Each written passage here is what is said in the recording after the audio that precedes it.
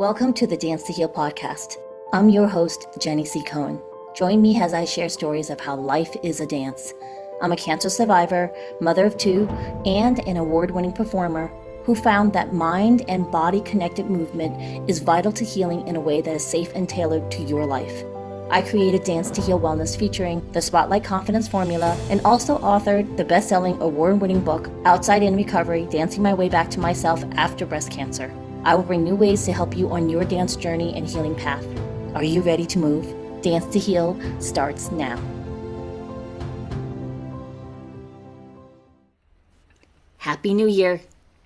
At least it is for me again, because we're a couple of weeks from Chinese New Year, the year of the fire horse. For me, 2026 is all about play, way more play. And to celebrate that, I'm going to show you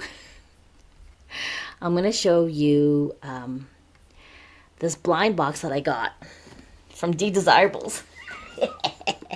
Now I'm going to open this with you for this episode. Which one of these babies is it going to be that's in my house now? Okay?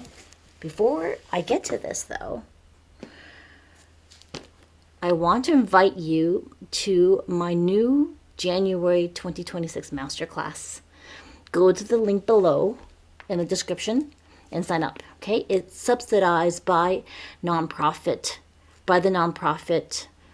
Raw Epiphany 501c. So they're sponsoring the tickets for free, and even your upgraded ticket is sponsored by Raw Epiphany also. So make sure you grab that spot. And if you're watching this episode from a future, like past the end of January, just use the same link. It'll be a new topic every month, but it will all be sponsored by Raw Epiphany. So I have a confession. I never realized I never gave myself permission for self-care. I know. You think, right? I'm 57. About to be 58 in a few months. And I still never realized when I gave myself permission to do self-care, what did that mean? What do I need? What is meant for self-care for me? And also, how much time I'm allowed to have. I was literally in a session with my therapist and saying to her, I can't believe I had to give myself permission to have an hour and a half self-care in the mornings. Before I started my recovery of returning back to my body of what I need, I would get up and just start my day. And half the time I would maybe remember to brush my teeth and maybe wash my face. But I wouldn't even actually remember to brush my hair because it'd be up in a bun. And I wouldn't put on face creams, eye creams. I wouldn't put on any sunblock, which is a no-no for everyone across the board. You need sunblock. And I would just go about my day, barely remembering to drink enough water, to hydrate. And then oftentimes, and this is true confession, so I'm going to be real talk here, I would hold in going to the bathroom until it was either an emergency or basically too late, because I had other behind-the-scenes physical things happening after having been in menopause, from chemo-induced menopause for years. And why am I saying this to you? Because this particular time, if you are listening or watching this episode, I need you to stop and go, how long do I use for my self-care? And I'm referring to being present and setting yourself up for the day. Did you hear what I said? I'm going to repeat that again. How much time do you give yourself permission for your self-care in the morning, throughout the day, and in the evenings before you go to bed? It's vitally important. Well, what do you do when you wake up first thing in the morning? What does your body need? What do you crave before you set out making a difference in the world?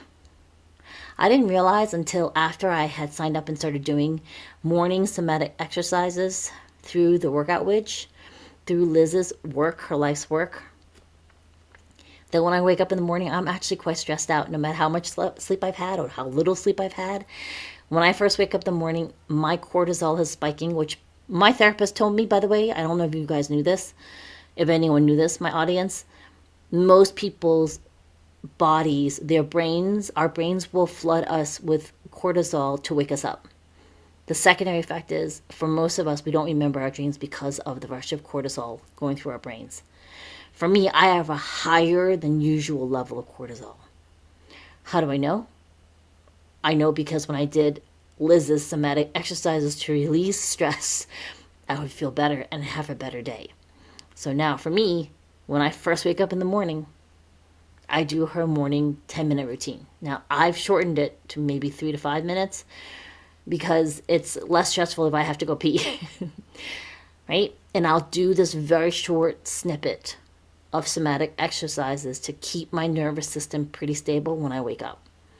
And then what do you do after you go pee, right? For me, I usually get on the scale as soon as I go to the bathroom. Why? Because it's my way of asking my body, did I do the things you needed yesterday? And if I did, across the board, my weight's pretty steady, or sometimes I'll drop a pound because I'm doing conscientious eating with a higher level of calorie burn in my daily movements the day before, and I've been hydrating enough. If I see my weight start to creep up, immediately I'm I'm speaking to my body going, hey body, let's go through the checklist. Did I drink enough? Did I eat enough? Did I allot enough hours last night to sleep? Did I go poo? Right? These 4 things, there are sometimes other things like, did I have more stress than usual? These would be my checklist to check in with my body on a daily morning basis. And I will tell you, it's gotten quite accurate. If I'm a yes on those few questions, did I get enough sleep? Did I hydrate? Did I eat enough? Did I go poo? Did I drink enough? Right? The hydration. What was my level of stress yesterday? Did I pause enough? And if it's yes to all of them, my weight's pretty steady, or I'll drop half a pound to a pound. Okay?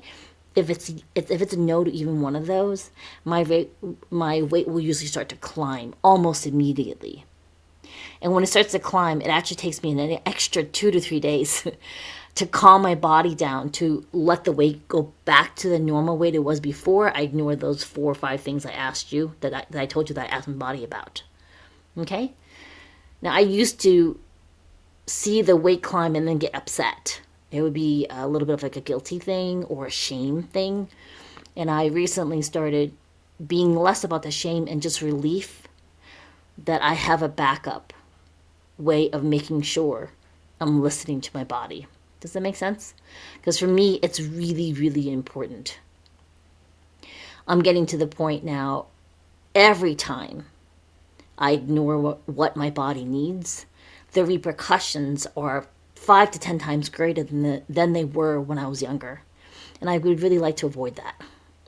We're coming off of a almost full month of my husband being in and out of the hospital for 2 separate surgeries and hospitalizations, like ER visit, the whole thing.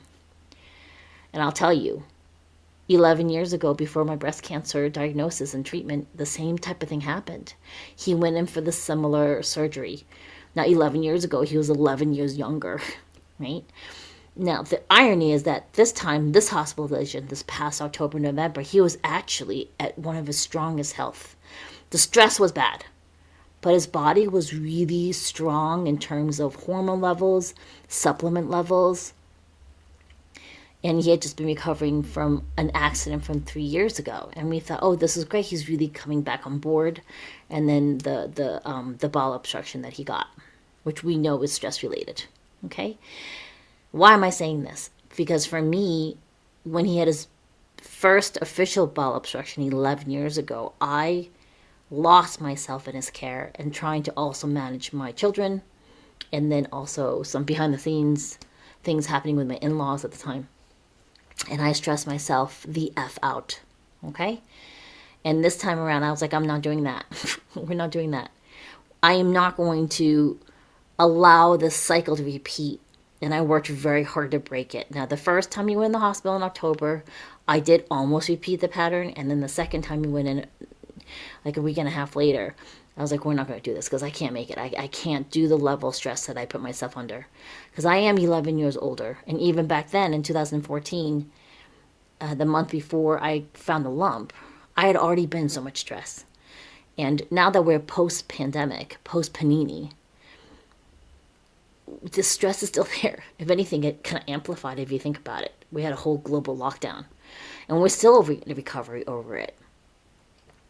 So this is real talk for you. What are you neglecting that you need to pay attention to now in 2026? I've had a lot of coaching and speaking where I'm reminded people don't like to be talked down to. People really prefer questions. So I'm asking you, consider what might your body want? What might you need or choose in order to have more joy, more energy, more ability to be in the present, to enjoy this second chance of life that we all have. Okay, so remember that. So my self-care after I weigh myself is, I will wash my CPAP gear because I have the sleep apnea and it's made a big difference having the CPAP machine. I should probably have my husband on one day for him to have a conversation with you about that because it is a big deal, the quality of sleep that affects us and how the long term of it can affect your health, okay? So I wash my CPAP gear and then I will do my physical therapy exercises. Now, I did not realize that I have when I was going to my chiropractor regularly, they said, oh, you have a leg length discrepancy, meaning they felt that one of my legs was shorter than the other. And then when I went to this amazing physical therapist, her name is Cheryl, and she owns Cutting Edge Physical Therapy. We're going to have her on the podcast soon to give us ways on how to figure out whether or not our pelvises are aligned. It just turns out that I have alignment in my SI joint, which is where your tailbone fits into your pelvis. Those particular, like that triangle in your back, right? Those two joints, my hips won't stay in alignment. And I have very particular, pretty straightforward, but I need to do it consistently, physical therapy exercises to realign my pelvis. And when I do, guess what? The leg discrepancy goes away. So then because my hips are even, my leg length is even. Okay? And how do we know why this is important? Well, back to my husband. When he was in the hospital and then for post-op 2 times in a row, they cut into his abdominal muscles, right? He was not allowed to do any type of working out. He couldn't do anything to stress out the lining of the rectus abdominis, the stomach muscles that they had to cut through twice and then staple and sew back twice. He was very at high risk for like a hernia of that surgery site. So he wasn't allowed to work out, to stretch, work out, anything that would strain his core. And he even had a binder on to support.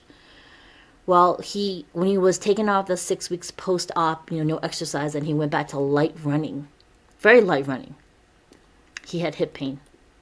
And then the following week, he went to see the physical therapist, Cheryl, and she's like, oh yeah, your leg's really uneven now.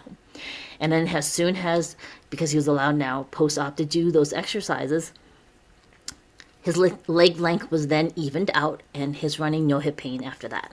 Okay? Ask yourself, and my returnees, about muscle testing. And if you're new, we can send you a link in below. I'll make sure that my editor puts in the link to the YouTube video that reviews for you how to do muscle testing for 2026. I can review that here real quick No, I'm going to go to that video because I want to go on to the other things in this particular episode. Sorry. So anyways, what things are you doing that you don't realize you either don't need to do need to do, or are missing for you that might be leading to pain or discomfort that you actually could be correcting on your own? Okay? Are there things? And sometimes, if some of you who are listening, if you have a little instinctive gut clench, like, yeah, there is, I just don't know what it is, then be sure to start maybe doing left hand, right hand writing, where you do dominant hand asking a question like, is there something I need to check out with my health? And then you answer in your non-dominant hand, and it may say, just let it scribble, and it may be yes. And then you can ask, what is it? And your left hand or dominant hand might say body or soul or spirit or joints. Whatever it answers, pay attention to that. Okay? All right, so I've reminded you, remember, go to the link below. It should say movetobloom.com. And then you'll join us for the masterclass for January. And then you'll also have the link for muscle testing. I promise you that is going to be key for you this year for knowing when something is very interesting for you to try out or really a no-no for you. I really found it very helpful. Now, I am starting some pretty and so exciting programs that I'll be bringing to Solar Circle this year, later on this year, later on in the year, as I get through the training. And so fingers crossed I can bring that to Solar Circle. And if you go to the masterclass, you'll get some more information about that. And now when this episode launches, we will be in the beginning parts of the 100 Days of Dance that I've embarked on. So the 100 Days of Dance was something that I started in the middle of my chemotherapy back in 2014. And it was just a commitment to pick 5 random songs and dance 1 song per day with 20 different prompts. And we would rotate through 5 songs. So that made 20, right? 100. 20 times 5, 100. Did I do that right? Yeah, 20 times 5 is 100. Yes? Yes. And when this episode launches, I think will only be, maybe day 20, 15, something like that. So you're welcome to join me in that. In the Instagram channel, there is a Genspirational broadcast channel. If you join that, the prompts will be in there. Okay? It was super helpful for me. One, I always cringe at how I perceive I look on video or in real life. Because you really can't watch yourself when you're dancing live except through video. Yeah? And every time I would struggle to look at myself in the video because there's always your perception versus what's really being videoed. And I also found that my skills would improve if I spent time watching my dancing to see, am I portraying the music the way I am hearing it or the way I think I am versus what I'm seeing I am, whether or not I'm doing it. Does that make sense? So for you, if you like to do that, it's multifold. It gets you desensitized to watching yourself on video, which is super important. You watch yourself with Care Bear stare, loving eyes, like you would watch your kindergarten self doing their first ballet class, right, or a dance performance.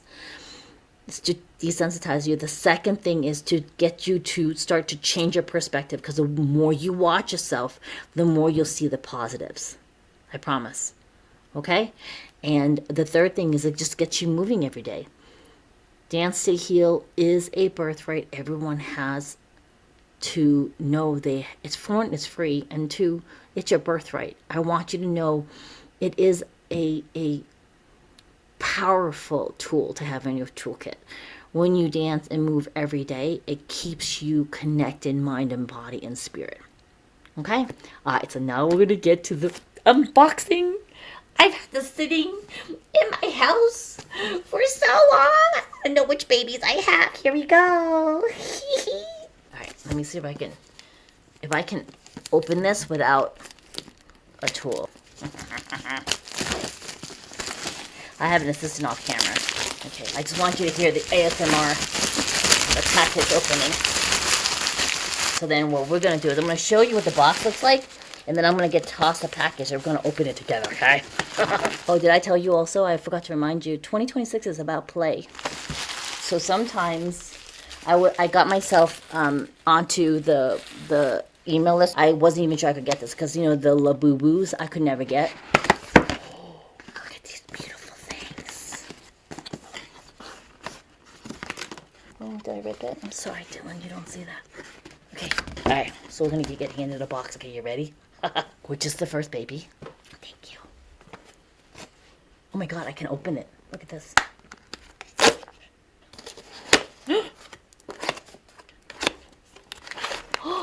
It's just a little pouch. It's so cute. You don't have to rip anything. Ta-ta-ta! I don't even know what this is. It just has a Starry Sky card. You don't have to open the pouch. Oh, it's so cute. Da, da, da, da. Oh my God, it's so cute. Which day is this?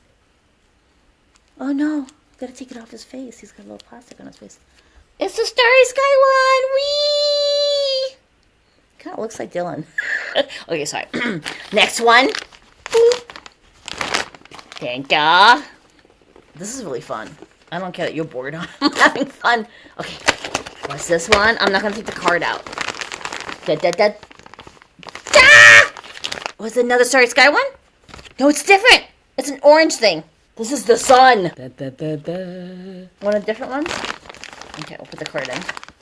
Okay, number 3. Okay.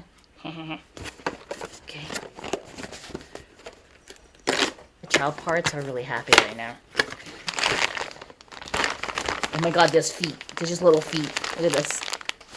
Da da da da. Which one is this? It's the moon. The moon. Okay. I'm getting attacked by cats right now. They're very, very curious. Oh.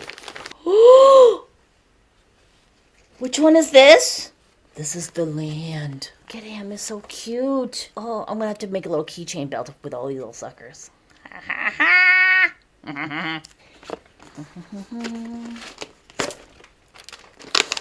Okay.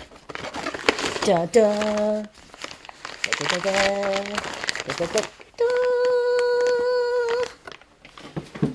Oh my God, it's so cute, this little green one. This is the forest. It's the forest one, it's so cute. I'll take all the plastic off his little faces. Last box. Which one are we missing? What's the last one we're mixing? Dun dun dun dun. Boy, this one's upside down. He's shoved face down. Oh, this is cute. Ocean. Yay! Yay! I like these guys. Alright, so we didn't get the mystery one, but we got all 6 of them, which is pretty cool. So we're going to see you next time. Remember, go to Move to Bloom. Join me for the 100 Days of Dance. I'm posting that on my Instagram, Jenny C. Cohen, or Dance to Heal with Jenny, or on Facebook. And we'll see you next time. Bye-bye. Thanks for listening to the Dance to Heal podcast with Jenny C. Cohen. Come back next time to hear stories of inspiring triumph and learn more ways that you can heal yourself. To work with me and continue your journey, visit danceandheal.com. Are you ready to move?